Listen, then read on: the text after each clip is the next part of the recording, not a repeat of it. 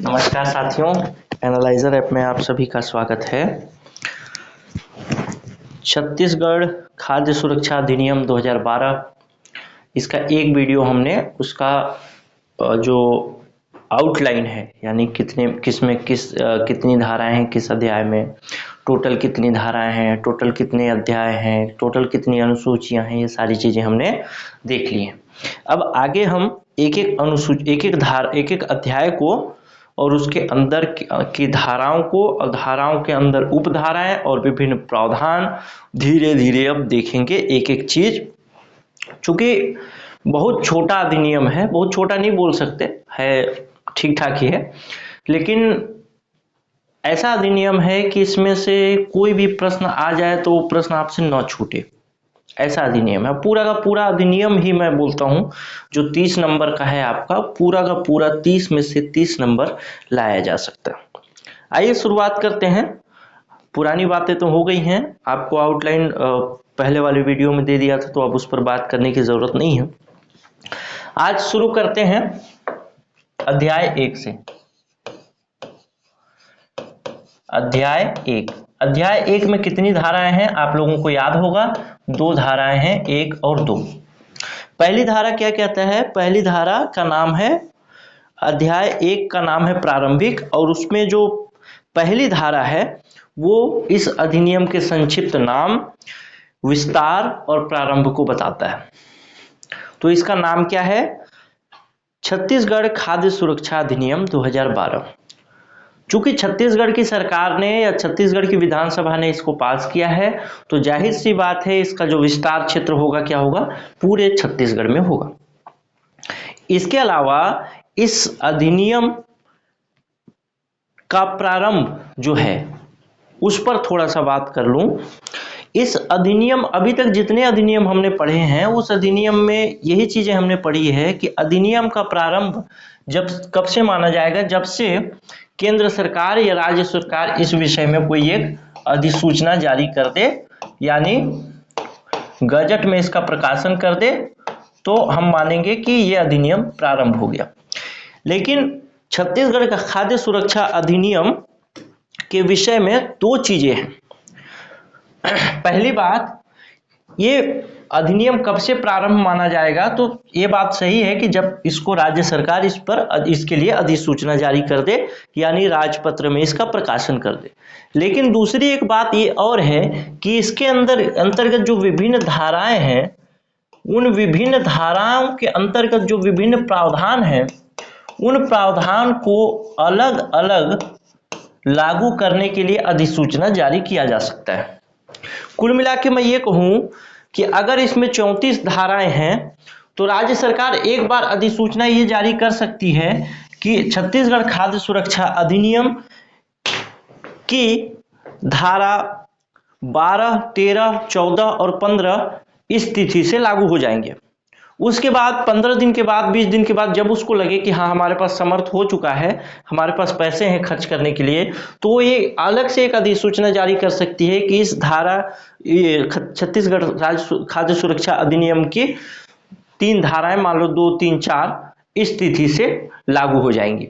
तो इस चीज को विशेष ध्यान रखिएगा कि आपसे प्रश्न इसमें घुमा के भी पूछा जा सकता है कि छत्तीसगढ़ खाद्य सुरक्षा अधिनियम का प्रारंभ कब से माना जाएगा। तो उसमें हो सकता है कि 2-3 सेंटेंस दे दे, या फिर आपसे कुछ कूट वाला सवाल पूछ ले कि इस अधिनियम का नाम छत्तीसगढ़ खाद्य सुरक्षा अधिनियम है, या दूसरा लाइन दे दे, दूसरा वो दे दे, हाँ दूसरा लाइन बोल दे, दूसरा वाक्य दे दे कि इस अधिनियम को बस्तर को छोड़ के संपूर्ण छत्तीसगढ़ में लागू है। तीसरा कुछ दे दे कि इस अधिनियम की विभिन्न धाराओं को अलग अलग अधिसूचना निकाल करके लागू नहीं किया जा सकता। तो ये चीजें, ये तीसरी चीज और दूसरी चीज गलत हो जाएगी। संपूर्ण छत्तीसगढ़ में लागू है, पहली बात, और दूसरी बात कि इसके विभिन्न धाराओं को अलग अलग अधिसूचना निकाल करके भी जारी किया जा सकता है। तो इस तरीके से धारा 1 खत्म हो गया, और धारा 1 से इससे ज्यादा सवाल आपसे नहीं पूछे जाएंगे। अब देखते हैं धारा 2। धारा 2 पूर्ण रूप से परिभाषा के विषय में बताता है, यानी धारा 2 में परिभाषाएं बताई गई हैं। किन चीजों की परिभाषाएं बताई जाती हैं? परिभाषाएं उन चीजों की बताई जाती हैं जो यहां पर इस अधिनियम में लिखी गई हैं। कुछ स्पेसिफिक शब्द जो होंगे जिसको आप समझ नहीं पाते या फिर लोग नहीं समझ पाएंगे। हो सकता है कि जैसे मैं बोलूं ये पानी है, तो ये पानी जो है मेरे पीने लायक पानी भी हो सकता है, पौधों के लिए भी पानी हो सकता है, या फिर सिंचाई के लिए भी पानी हो सकता, मतलब पौधों के लिए सिंचाई के लिए तो वही हो गया, या फिर कुछ और भी हो सकता है, जैसे जानवर की सफाई के लिए पानी हो सकता है। तो उसको तो परिभाषित करके बताया जाएगा। मान लीजिए राज्य सरकार ने एक नियम बनाया, एक योजना बनाया कि हम हर घर को 20 लीटर पानी देंगे। अब 20 लीटर जो पानी देंगे वो 20 लीटर पानी कैसा पानी होगा? पीने लायक पानी होगा, नहाने लायक पानी होगा, या फिर सिंचाई के लायक पानी होगा, छोटे पौधों को देने लायक पानी होगा, किस तरीके का पानी होगा? तो इसको परिभाषा में बता दिया जाएगा कि 20 लीटर पानी, पानी से तात्पर्य पीने लायक पानी से है या पानी से तात्पर्य नहाने लायक पानी से है। तो इसीलिए परिभाषाएं बताई जाती हैं। आइए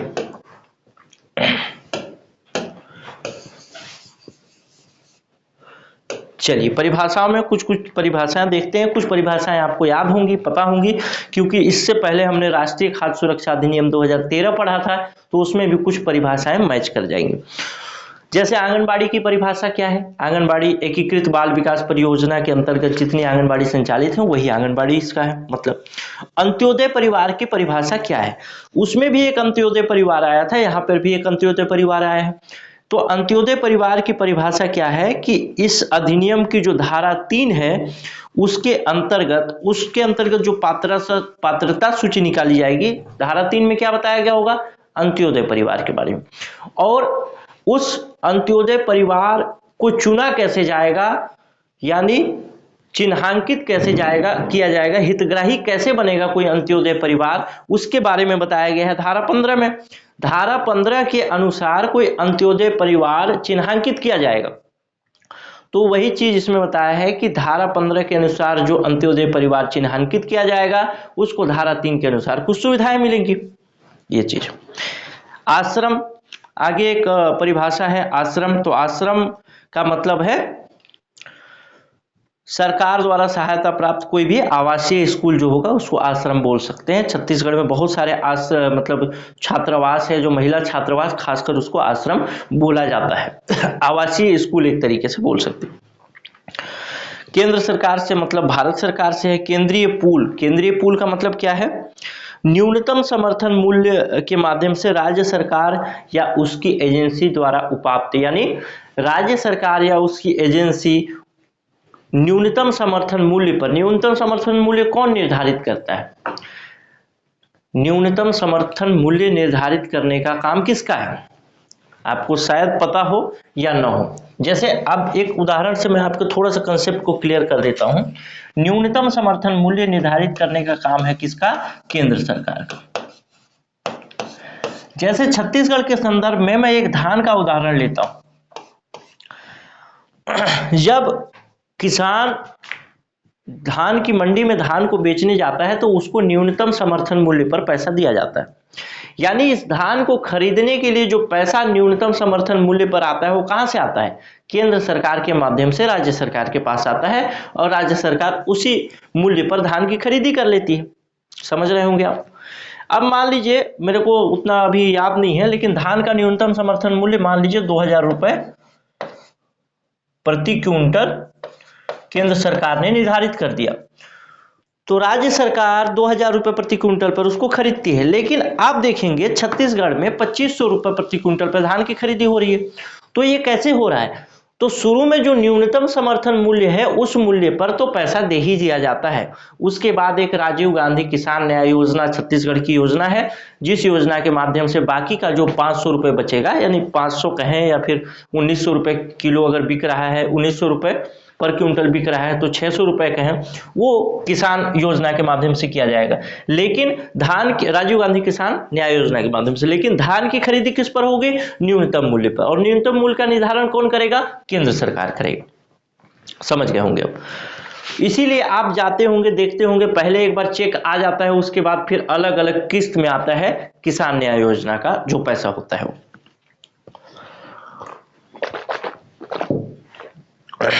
तो न्यूनतम समर्थन मूल्य के माध्यम से जो भी राज्य सरकार खरीदारी करेगी वो, या फिर केंद्र सरकार या राज्य सरकार जो लक्षित सार्वजनिक प्रणाली या अन्य कल्याणकारी योजनाओं के माध्यम से राहत या ऐसी योजनाओं के लिए जो भी चावल धान आदि इकट्ठा करके रखे, मतलब धान या फिर गेहूं जो इकट्ठा करके रखेगी, कुल मिला के आपात स्थिति से निपटने के लिए और न्यूनतम समर्थन मूल्य पर जितनी खरीदारी होगी वो सारी खरीदारी, वो सारा अनाज जो होगा वो क्या क्या माना जाएगा, केंद्रीय पूल माना जाएगा। ठीक है, आइए, जिलाधीश का मतलब क्या है, ये चीजें आपको ज्यादा महत्वपूर्ण नहीं है। अब एक शब्द है इसमें निराश्रित, इसको पढ़ना है आगे, आगे मतलब आएगा भी। तो निराश्रित व्यक्ति को समझ लेते हैं। निराश्रित व्यक्ति का मतलब ये है कोई ऐसा स्त्री या पुरुष या कोई बालक जिसका कोई आसरा नहीं है। कोई आसरा नहीं है का मतलब जिसके पास खाने पीने के लिए मतलब जो अपेक्षित संसाधन होने चाहिए वो संसाधन नहीं है। उसको ठिकाना नहीं है कि वो शाम का भोजन खाएगा कि नहीं खाएगा, वो इस यहाँ तक कि ठिकाना उसका नहीं है कि यदि वो शाम का भोजन नहीं खाता है या फिर 2-3 दिन भूखा ही रह जा रहा है और वो भूख से मर भी सकता है।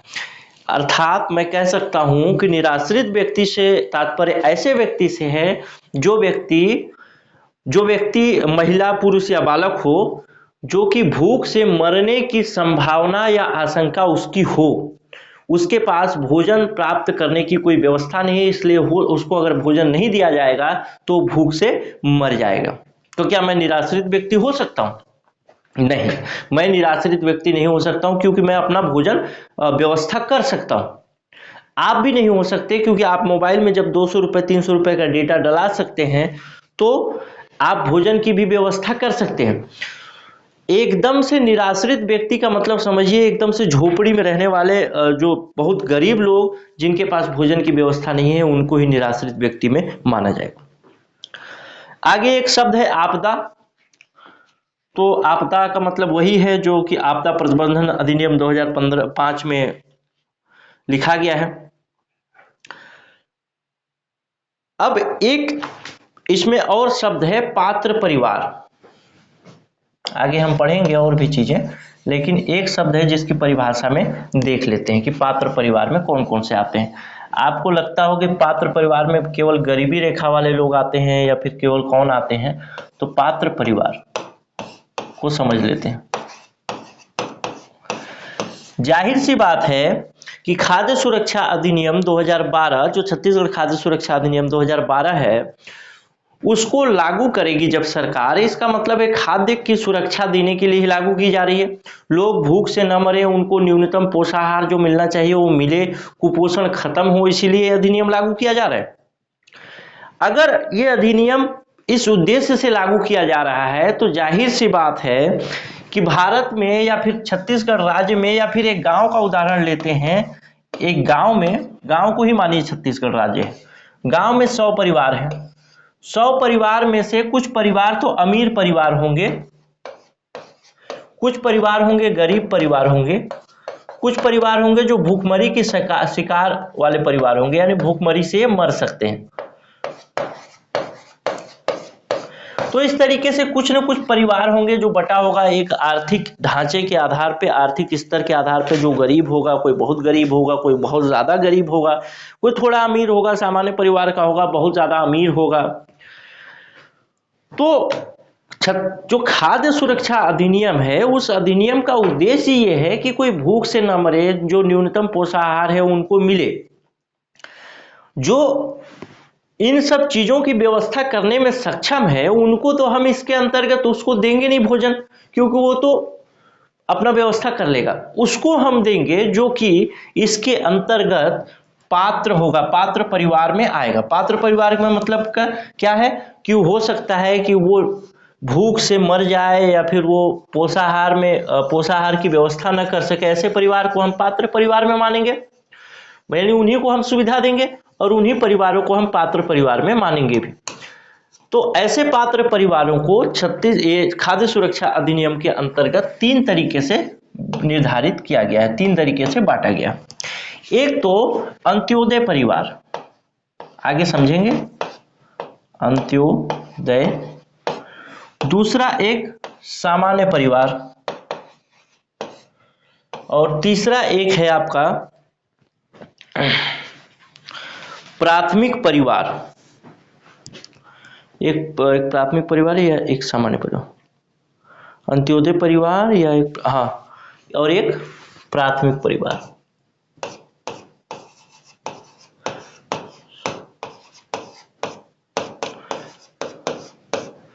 इस चीज को ध्यान रखिएगा।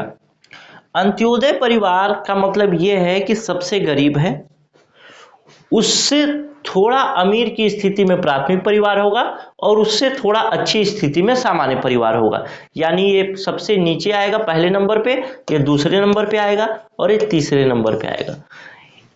ऐसे कार्ड धारकों को, जो सामान्य परिवार के कार्ड धारक हैं, उनको भी चावल, भोजन, खाना देने की व्यवस्था सरकार ने की है।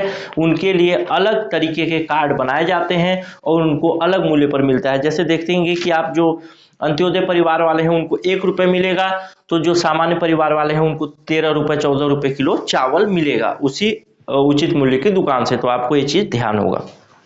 अगर ग्रामीण क्षेत्र में होंगे तो अच्छे से आपको ये चीज़ें पता होगी। तो ये 3 तरीके से परिवार जो है, अंत्योदय, सामान्य और प्राथमिक परिवार, पात्र परिवार के उदाहरण हैं या पात्र परिवार के अंतर्गत आते हैं। इसको एक परिभाषा में बताई गई। आइए अब आगे समझते हैं, आगे और समझते हैं। अपवर्जित परिवार से क्या मतलब है? अपवर्जित परिवार से मतलब है कि जो पात्र परिवार में नहीं है वो अपवर्जित परिवार में है। कुल मिला के अंत्योदय परिवार भी नहीं है, सामान्य परिवार भी नहीं है और एक प्राथमिक परिवार भी नहीं है, तो वो अपवर्जित परिवार में है। अपवर्जित परिवार को किसी तरीके की सुविधाएं नहीं मिलती है सामान्य तौर पे। उचित मूल्य की दुकान का मतलब वही सार्वजनिक उचित मूल्य की दुकान है। खाद्यान्न से अभिप्रेरित क्या है? तो चावल है, गेहूं है, मोटा अनाज या गेहूं का आटा। तीन चीजें हैं इसमें भी। जैसे राष्ट्रीय खाद्य सुरक्षा अधिनियम में था, क्या क्या था उसमें भी? चावल था, इसमें भी चावल है, गेहूं है और मोटा अनाज है, मोटा अनाज, और गेहूं की जगह पे गेहूं का आटा भी दिया जा सकता है। तो इस तरीके के 3 चीजें इसमें भी शामिल की गई। खाद्यान्न के बाद देखते हैं सामान्य परिवार क्या है। सामान्य परिवार से विपरीत ऐसे परिवार जो अंत्योदय परिवार में नहीं है, प्राथमिक परिवार में भी नहीं है और अपवर्जित परिवार में भी नहीं है। आवासहीन व्यक्ति, आवासहीन व्यक्ति की परिभाषा भी बताई गई है। आवासहीन व्यक्ति से मतलब है, तात्पर्य यह है कि ऐसा व्यक्ति जिसके पास रहने के लिए आवास नहीं है, सामान्य तौर पे रोड किनारे जो सो जाते हैं, रोड किनारे रह जाते हैं, वैसे व्यक्ति मतलब ये आवासहीन व्यक्ति में आएंगे। कुल मिला के उनके पास घर नहीं है। जैसे भिखारी है, छोटे बच्चे जो भीख मांगते हैं या कचरा बीनते हैं और रोड किनारे ही सो जाते हैं कंबल डाल के रात को। अगर आप शहरी क्षेत्र में रहते होंगे खासकर, तो कभी रात को 2 बजे 3 बजे निकल के देखिएगा, रोड किनारे कितने लोग सोते आपको मिल जाएंगे। आइए देखते हैं आगे एक परिभाषा, छात्रावास। छात्रावास का मतलब समझ रहे होंगे, राज्य सरकार या केंद्र सरकार, राज्य सरकार द्वारा जो शासकीय सहायता प्राप्त संस्था होती है जहाँ रहने की सुविधा होती है छात्रों को, उसको छात्रावास बोलेंगे। स्थानीय निकाय से मतलब नगर पंचायत, नगरीय निकाय, जिला बोर्ड आदि से है। ये सब नहीं पूछेगा आपसे। भोजन से अभिप्रेरित, तो भोजन में दोनों तरीके के भोजन हैं। THR है यानी टेक होम राशन, सूखा राशन घर ले जाकर पका सकते हैं या गर्म भोजन की भी व्यवस्था की जा सकती है। आगे हम इसको भी पढ़ेंगे। न्यूनतम समर्थन मूल्य से अभिप्रेरित केंद्र सरकार जो निर्धारित करेगी, अभी समझाया था मैं, वही न्यूनतम समर्थन मूल्य है। गैर अधिसूचित क्षेत्र मतलब जिस क्षेत्र को अधिसूचित नहीं किया गया है। आगे और निःशक्त व्यक्ति एक आपसे पूछा जा सकता है, निःशक्त व्यक्ति आगे आएगा भी। तो उसका मतलब क्या है? कि निःशक्त व्यक्ति जो अधिनियम 1995 आया था उस अधिनियम के अंतर्गत यदि कोई व्यक्ति निःशक्त के रूप में परिभाषित है तो उसको निःशक्त व्यक्ति कहेंगे। वित्त से मतलब नियम से है और नियम बनाने की शक्ति यहाँ पे किसको है? राज्य सरकार को। उसके बाद प्राथमिकता वाले परिवार, राशन कार्ड। राशन कार्ड तो जानते हैं आप, इससे और कुछ चीजें महत्वपूर्ण नहीं है, खासकर परिभाषा में।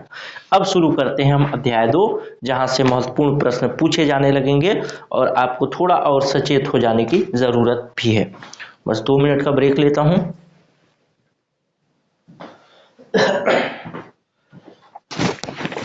आइए अब अध्याय 2 से शुरू कर रहे हैं आगे। अध्याय 2 में कुल धाराएं हैं 3, 4, 5, 6, 7, यानी कुल 5 धाराएं। ठीक है, आइए अध्याय 2 में 5 धाराएं हैं। धारा 3, 4, 5, 6 और ये 7। धारा 3 को सबसे पहले देखते हैं। धारा 3 में बताया गया है कि धारा 3 की 2 उपधारा हैं। पहली उपधारा है 1 और दूसरी उपधारा है 2। पहली उपधारा में बताया गया है कि धारा 14 के प्रावधानों के अधीन रहते हुए, यानी धारा 14 में क्या है? धारा 14 में जो पात्र होंगे उनकी पात्रता के बारे में बताया जाएगा आगे, धारा 14 पढ़ेंगे तो धारा 14 के अंतर्गत जो पात्र परिवार होंगे, पात्र परिवार में कौन कौन आएंगे? या तो अंत्योदय परिवार वाला हो, सामान्य, और एक तो बताया था मैं आपको प्राथमिकता वाले परिवार। 3 तरीके के परिवार आएंगे। उनको अनुसूची 1 पहले वाले वीडियो में बताया था मैं। अनुसूची 1 में बताया गया है कि किस मूल्य पर खाद्यान्न मिलेगा। तो अनुसूची 1 में जिस मूल्य पर खाद्यान्न बताया गया होगा उस मूल्य पर खाद्यान्न इनको प्राप्त करने का अधिकार होगा। और अनुसूची 1 में बताया गया है क्या कि अंत्योदय परिवार वालों को जो खाद्यान्न मिले वो 1 रुपये प्रति किलो मिलेगा, प्राथमिकता वाले परिवार वालों को 2 रुपये प्रति किलो और सामान्य परिवार वालों को 9 रुपये 50 पैसे प्रति किलो। इसको आगे मैं लिखवा दूंगा अनुसूची 1 का पूरा लिस्ट, ताकि आपको आसानी रहे। तो ये रहा उपधारा 1।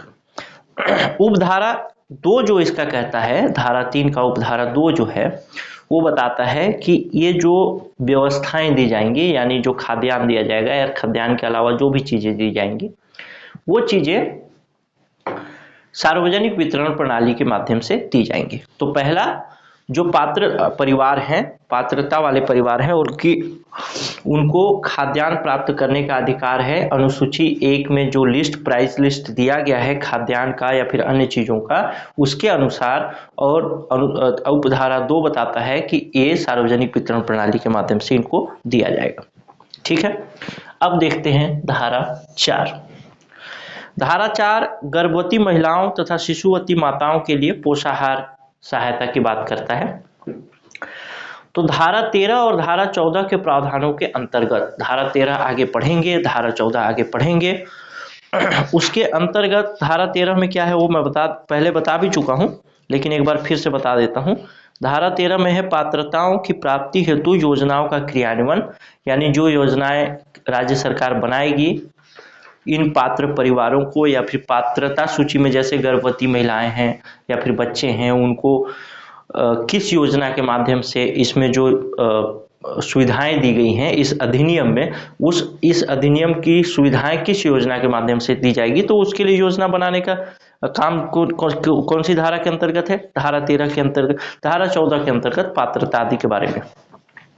तो धारा 13 और धारा 14 के अंतर्गत जो प्रत्येक गर्भवती एवं शिशुवती माता के लिए जो पात्रता है, जो गर्भवती माता होंगी और शिशुवती माता होंगी उनको क्या सुविधाएं मिलेंगी, ये बताता है धारा 4।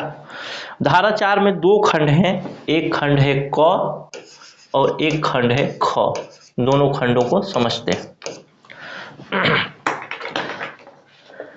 खंड क कहता है कि अनुसूची 2 क्या है?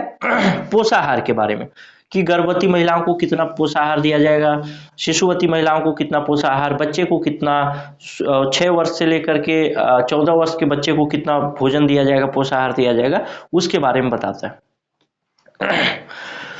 तो जो खंड क है धारा 4 का, वो बताता है कि अनुसूची 2 में जैसा पोषाहार का निर्धारण किया गया है, उन मानकों को पूरा करते हुए गर्भावस्था के दौरान और बच्चे के जन्म के 6 माह के पश्चात यानी शिशुवती महिलाओं को स्थानीय आंगनबाड़ी के माध्यम से निःशुल्क भोजन दिया जाएगा। ये भोजन दोनों तरीके का हो सकता है, एक तो हो सकता है THR के माध्यम से यानी टेक होम राशन, और दूसरा हो सकता है कि वहीं पे खाना मिले बना बनाया आंगनबाड़ी में। तो छत्तीसगढ़ में जो है वो बना बनाया खाने का प्रावधान है। महतारी जतन योजना के अंतर्गत इस प्रावधान को लागू किया गया।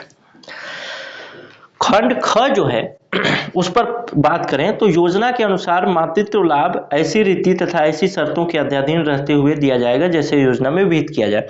यानी मातृत्व यदि कोई महिला माता बनती है तो उसको अन्य जो लाभ होंगे उसके लिए जो योजना आएगी वो योजना भी इसी आंगनबाड़ी के माध्यम से संचालित की जाएंगी। अब देखते हैं धारा 5 की धारा 5 क्या कहते हैं। धारा 14 के प्रावधानों के अध्याधीन रहते हुए, धारा 14 पात्रता की बात करता है, अब ध्यान रखें। धारा 14 के प्रावधानों के अध्याधीन रहते हुए 14 वर्ष की आयु तक के प्रत्येक बच्चे को उसकी पोषाहार की आवश्यकता हेतु निम्नानुसार पात्रता होगी। 14 वर्ष की आयु तक के बच्चे को धारा 5 के अनुसार। अब 14 वर्ष की आयु में 2 तरीके के बच्चे आपके आ सकते हैं। तो 2 तरीके के बच्चों को फिर से क और ख के माध्यम से बताया गया, ठीक है। ध्यान रखेंगे 0 से लेके 14 वर्ष की आयु तक के बच्चे को कवर किया जा रहा है इस अधिनियम के अंतर्गत। 0 से 14 वर्ष की आयु तक के बच्चे को,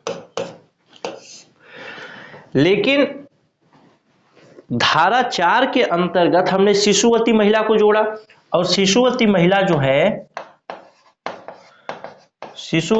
जो है 6 माह तक स्तनपान कराएगी। तो 6 माह तक जब स्तनपान कराएगी तो इस बच्चे का खाना शिशुवती महिला को दिया जाएगा, क्योंकि 6 माह तक तो बच्चा भोजन नहीं करेगा, खाना नहीं खाएगा, तो उस भोजन को माता को दे दिया जाएगा धारा 4 के अनुसार।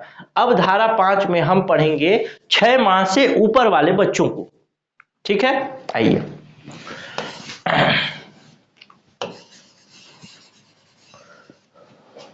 6 माह से ऊपर वाले बच्चों को पढ़ेंगे। तो क और ख 2 तरीके की धाराएं हैं। तो इसमें क में क्या है, 6 माह से 6 वर्ष के बच्चे की बात की जा रही है, और ख में जो है 6 वर्ष से 14 वर्ष के बच्चे की बात की जा रही है। ध्यान रखेंगे, क में ये है और ख में ये है।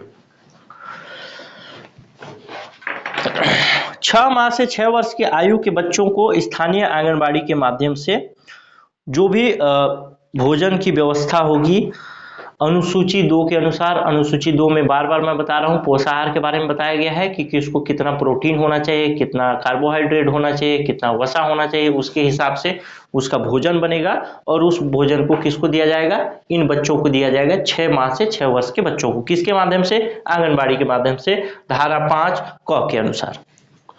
धारा 5 ख के अनुसार ये है कि 6 वर्ष से 14 वर्ष की आयु के बच्चों की दशा में सरकार या सरकार द्वारा प्राप्त विद्यालय जो हैं या फिर निकाय द्वारा चलाए जा रहे जो विद्यालय हैं जिसमें 8वीं तक की कक्षा चलती है सामान्य रूप से, तो उन स्कूलों में अनुसूची 2 में जो पोषाहार की व्यवस्था की गई है 6 वर्ष से 14 वर्ष के बच्चों के लिए, उसके अनुसार भोजन की व्यवस्था की जाएगी, जिसके अंतर्गत आप मध्याह्न भोजन आदि देख सकते हैं।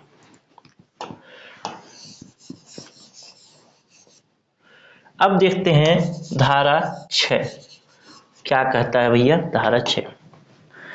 धारा 6 छात्रावास तथा आश्रमों में रहने वाले विद्यार्थियों के पोषाहार की बात करता है। धारा 14 के अंतर्गत जो पात्रता में आएंगे, वैसे छात्रावास या आश्रम जो होंगे जिसमें छात्र निवास करते होंगे, उनको ऐसी मात्राओं ऐसी दरों में खाद्यान्न उपलब्ध कराएगा जो राज्य सरकार विहित करेगा। यानी राज्य सरकार जिस दर पे, इसके लिए कहीं पे अनुसूची में कोई नाम नहीं दिया गया है कि उनको इतना पोषाहार, इतना ये चीजें मिलेंगी।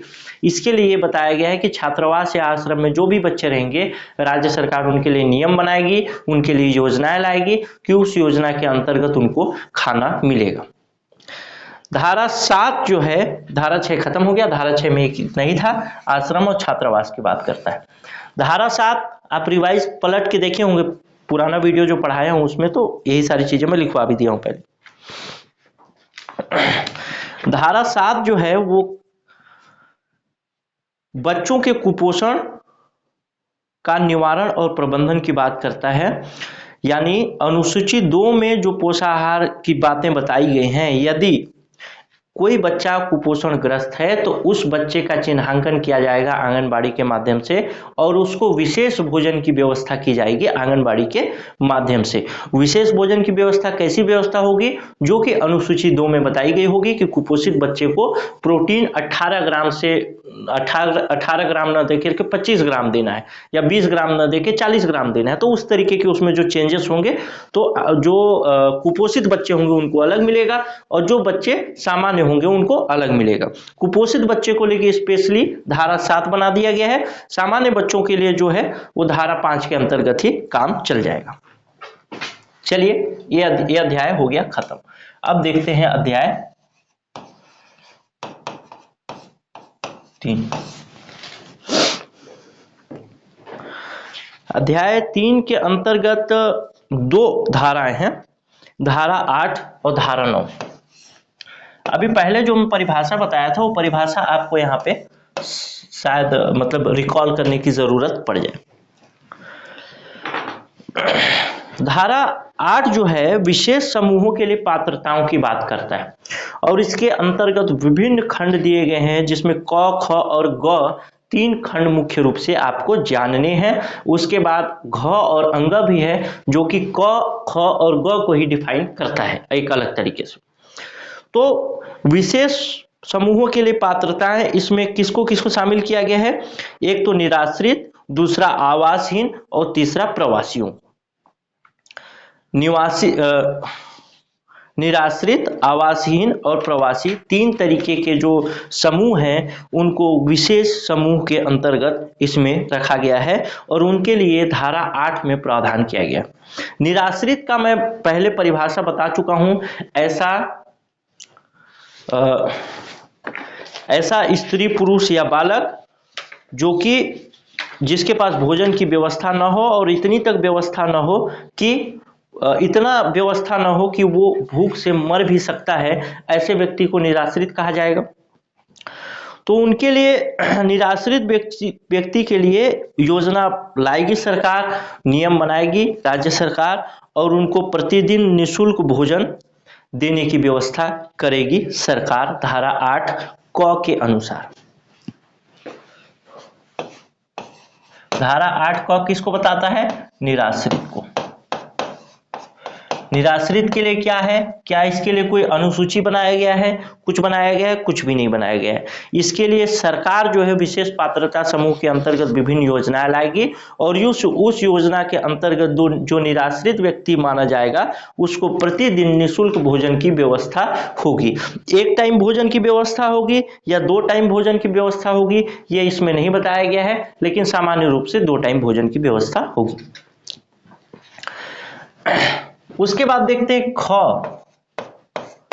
ख बताता है आपको आवासहीन लोगों के लिए। आवासहीन का मतलब पहले भी बताया हूं, आवासहीन का मतलब है ऐसे लोग जिनके पास रहने के लिए आवास नहीं है, सामान्य तौर पे रोड किनारे भिखारी या फिर जो आप सड़कों के किनारे काम करने वाले मजदूर भी इसमें आ सकते हैं, जिनके पास सीधी सी बात है कि आवास नहीं है, वो लोग इसमें आएंगे। और आवासहीन लोगों के लिए व्यवस्था की इसमें की गई है धारा 8 के अंतर्गत खंड ख में। खंड ख बताता है प्रत्येक आवासहीन व्यक्ति योजना के अनुसार ऐसी रीति से विहित किए जाए उसके लिए प्रतिदिन निःशुल्क भोजन की व्यवस्था होगी। 1 टाइम की भोजन की व्यवस्था होगी या 2 टाइम की, ये भी इसमें नहीं बताया गया है, लेकिन उनके भोजन की व्यवस्था होगी। किनके लिए? आवासहीन लोगों के लिए। ग देखते हैं। ग बताता है प्रवासी लोगों को। प्रवासी का मतलब जैसे आप देखे होंगे जब कोविड का सिचुएशन आया था, मजदूर जा रहे थे महाराष्ट्र से बिहार, महाराष्ट्र से झारखंड, तो छत्तीसगढ़ में गुजरते हुए जा रहे थे। अब छत्तीसगढ़ में वो रुकेंगे तो वो क्या हो गए, प्रवासी हो गए। अब उनके लिए सरकार भोजन की व्यवस्था किस हिसाब से करेगी वो बताया गया है खंड ग में।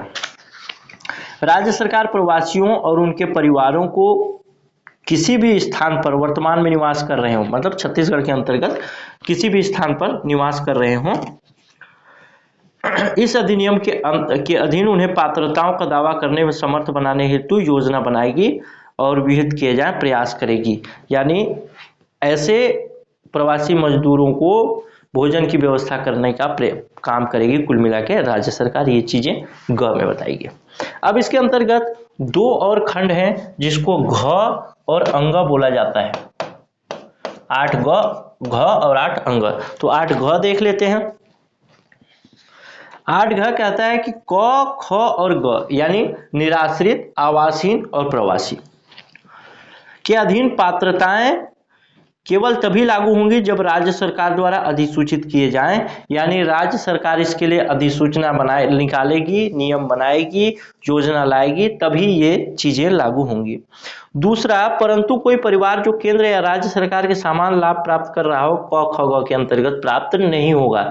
यानी ऐसा भी हो सकता है कि एक व्यक्ति है जो कि निराश्रित व्यक्ति है और उसका बना है अंत्योदय कार्ड, और अंत्योदय कार्ड के अंतर्गत उसको राशन की व्यवस्था है, लेकिन है तो निराश्रित।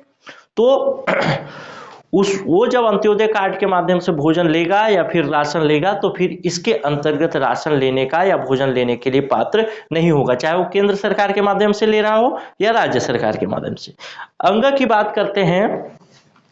राज्य सरकार इस अधिनियम के प्रारंभ होने के 1 वर्ष की अवधि के भीतर खंड क, ख और अंग के विषय में नियम जो होगा पात्रता के विषय में अधिसूचना जारी करेगी। यानी 1 साल के अंतर्गत ही उसको बताना होगा कि कौन लोग निराश्रित में आएंगे, कौन आवासीन में आएंगे और कौन प्रवासी में आएंगे। ये चीजें तो हम परिभाषा में ही पढ़ चुके हैं, लेकिन इनको क्या क्या लाभ मिल सकता है ये 1 वर्ष के अंतर्गत सरकार बना देगी। तो 2012 में ये बना अधिनियम, 2013 में पास हुआ, तो 2014 तक ये बन गया होगा। निराश्रित के लिए क्या है, आवासीन के लिए क्या है और प्रवासी के लिए क्या है। अब देखते हैं धारा 9।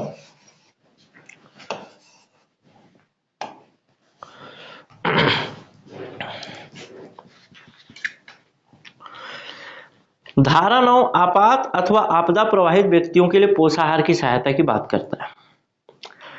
यदि राज्य सरकार की राय में आपात या आपदा की स्थिति विद्यमान है तो प्रभावित सभी परिवारों को ऐसी योजना के अंतर्गत ऐसी रीति से जो विहित किए जाए 3 माह की अवधि के लिए 2 समय का भोजन उपलब्ध कराया जाएगा।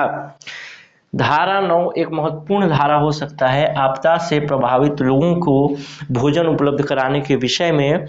और यदि राज्य सरकार को लगता है कि ऐसी कोई आपदा आ गई है, कोई विपरीत परिस्थिति आ गई, मान लीजिए एक तूफान आया, बहुत लोग उजड़ गए, बहुत घर उजड़ गए और वहाँ खाने पीने का कोई व्यवस्था नहीं है, अब उसको आप आपदा मानेंगे। तो ऐसा यदि आपदा आता है तो इसके लिए राज्य सरकार जिस दिन वो आपदा आएगा, यानी राज्य सरकार इसके लिए नियम बनाएगी और जो जिस दिन आपदा आएगा उससे जब भी भोजन दिया जाना शुरू होगा, खाना दिया जाना शुरू होगा, उसके 3 माह तक खाना दिया जाएगा, उनको भोजन दिया जाएगा। और कितने वक्त का भोजन, 3 माह तक का भोजन दिया जाएगा। और कितने टाइम का दिया जाएगा, 2 वक्त का भोजन, 2 टाइम का भोजन खाना दिया जाएगा उनको। ठीक है, ये है धारा 9। धारा 9 मुख्य रूप से आपात या आपदा के विषय में बताता है। कोई आपातकालीन स्थिति बन जाती है तो जब भी उनको भोजन दिया जाना शुरू किया जाएगा तो 3 महीने तक भोजन दिया जाएगा और भोजन निःशुल्क होगा, 2 टाइम का भोजन होगा। ठीक है, ये चीजें हो गई धारा अध्याय 3 के अंतर्गत 2 धाराएं। अब देखते हैं अध्याय 4। अध्याय 4 क्या है आपको याद होगा, भूख की दशा में तत्काल राहत की बात करता है अध्याय 4। इसके अंतर्गत 3 धाराएं हैं, धारा 10, 11 और 12। लिख लेते हैं, फिर उसके बाद पढ़ेंगे तो अच्छा लगेगा। 11 और 12। अब एक एक धारा को बारी बारी से समझते हैं। धारा 10 क्या कहता है? भूख की दशा में राहत प्रदान करने हेतु मार्गदर्शिका की बात करता है। यानी राज्य सरकार भूख से पीड़ित या भूख के सादृश्य दशाओं में सभी व्यक्तियों के लिए निःशुल्क भोजन उपलब्ध कराने के लिए एक मार्गदर्शिका निकालेगी, मार्गदर्शिका बनाएगी, कुल मिला के एक गाइडलाइन जारी करेगी कि यदि भूख की स्थिति किसी क्षेत्र में बनती है या किसी व्यक्ति के लिए बनती है तो उसको किस तरीके की सुविधाएं मिलनी चाहिए। एक गाइडलाइन बनाने के लिए किस में बनाया गया है? धारा 10 में राज्य सरकार को जिम्मा दिया गया है। अब चलिए, गाइडलाइन बन गया, अब व्यक्ति चिन्हांकित भी हो गया कि इसको ये भूख की दशा में है, ये वाला क्षेत्र भूखमरी का शिकार है, इनको भोजन देने की व्यवस्था है। तो धारा 11 में फिर और प्रावधान है उसी विषय में। धारा 11 बताता है कि धारा 10 के अंतर्गत अधिसूचित मार्गदर्शिका के अनुसार, यानी धारा 10 के अंतर्गत गाइडलाइन जारी किया गया कि इस हिसाब से इनको भोजन दिया जाएगा, ये भूखमरी के शिकार हो रहे हैं या फिर मर जाएंगे भूख से, तो इनको इस तरीके से भोजन दिया जाएगा। कौन कौन इसमें शामिल होंगे, कौन शामिल नहीं होंगे, उसके लिए गाइडलाइन बनेगा, उसके बाद लोगों को चिन्हांकित कर दिया जाएगा। अब धारा 11 क्या कहता है? धारा 11 कहता है कि ऐसी जो मार्गदर्शिका बनेगी, उस मार्गदर्शिका मतलब एक गाइडलाइन बनेगा भूख की दशा में भोजन देने का, भोजन मतलब राहत देने के लिए जो मार्गदर्शिका बनेगी, उसके अंतर्गत जो भोजन देने या फिर वो काम ठीक तरीके से चल रहा है या नहीं चल रहा है, इसका उत्तरदायित्व तो जो होगा स्थानीय निकाय का होगा। जैसे ग्राम पंचायत का होगा, नगर निगम का होगा, तो स्थानीय निकायों का होगा। ठीक है, अब देखते हैं धारा 12। याद हो गया होगा आपको, धारा 10 के अंतर्गत गाइडलाइन बनाया जाएगा, धारा 11 के अंतर्गत दिया गया है उत्तरदायित्व कि अगर ऐसी मार्गदर्शिका बनेगी तो ये उत्तरदायित्व किसके पास होगा? उत्तरदायित्व किसका होगा? स्थानीय शासन का होगा या स्थानीय निकाय का होगा। अब धारा 11 कहता है कि धारा 14 के प्रावधानों के अधीन रहते हुए धारा 11 के अधीन पहचान किए गए सभी व्यक्तियों, परिवारों, समूहों, समुदायों को निम्नलिखित सहायता प्रदान की जाएगी। आपात स्थिति में हमने देखा था कि 3 महीने तक 2 टाइम का भोजन का व्यवस्था किया गया था। अब इसमें देखते हैं, जिस दिन पहचान की जाएगी उसके 6 माह तक 2 टाइम का भोजन का व्यवस्था सरकार करेगी। धारा 12 के अनुसार किनको? भूख से तत्काल राहत दिलाने के लिए। इसके अलावा जैसे ये तो 2 टाइम का भोजन की व्यवस्था कर दी सरकार, इसके अलावा सरकार को और कुछ लगता है तो वो भी सरकार इसके अंतर्गत कर सकती है, क्योंकि धारा 12 में क ख 2 खंड दिए गए हैं। तो क खंड में ये बताया गया है कि 6 महीने तक भोजन की व्यवस्था होगी, और ख में इसके अलावा कोई और राहत, जैसे राज्य सरकार को कंबल देना है तो कंबल दे सकती है, ठंड से मर जाएंगे तो भोजन से क्या होगा, तो कंबल की व्यवस्था कर सकती है, दूध की व्यवस्था कर सकती है अलग से, कुछ और चीजें अलग से व्यवस्था कर सकती है। तो ये दिया गया है ख में। तो इस तरीके से अध्याय 4 खत्म हुआ। अध्याय 4 था भूख की दशा में तत्काल राहत की बात करता है। धारा 10 के अंतर्गत बताता है कि राज्य सरकार गाइडलाइन जारी करेगी। धारा 11 बताता है कि इसका उत्तरदायित्व किसका होगा कार्यान्वयन का, तो स्थानीय निकाय का होगा। धारा 12 बताता है कि उनको कितने दिन तक के लिए भोजन दिया जाएगा, तो 6 महीने के लिए, 6 महीने तक के लिए, जिस दिन भी उनका नाम आ जाता है उस सूची में या फिर पहचान हो जाती है उसके बाद 6 महीने तक, और 2 टाइम का खाना दिया जाएगा। क के अनुसार 12 क के अनुसार, और ख के अनुसार क्या दिया जाएगा, ख के अनुसार उनको राज्य सरकार कुछ और सहायता देना चाहे तो वो भी दे सकती है। ठीक है,